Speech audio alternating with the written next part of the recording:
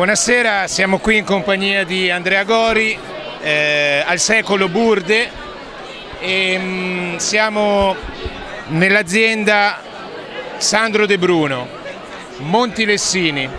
Ora Andrea sta bevendo un Durello, 36 mesi sui lieviti, 15% di Pino Bianco. Ecco, sto bevendo una delle bollicine, delle mie bollicine preferite. Il Durello è, cioè voglio dire, hard rock Durello. Ora il nome dell'uva Durella rende perfettamente l'idea. Secondo me è veramente il vitigno più rock d'Italia, non solo perché cresce sulle rocce inerpicate sui Monti Lessini, ma perché ha questa acidità tartarica, scusate il tecnicismo, ma questa nota veramente che sembra di addentare una mela, sembra proprio questa intensità enorme di acidità che però con gli anni, e qui insomma sono anni e anni sui lieviti, riesce ad avere un equilibrio straordinario. Secondo me il Durello, se c'è una bollicina rock, è il Durello, Filippo. Non so se ne hai trovate di meglio. Se io posso aggiungere una cosa a quello che hai detto, che secondo me è perfetto, anche perché cosa c'è di più rock and roll di un vulcano spento, no?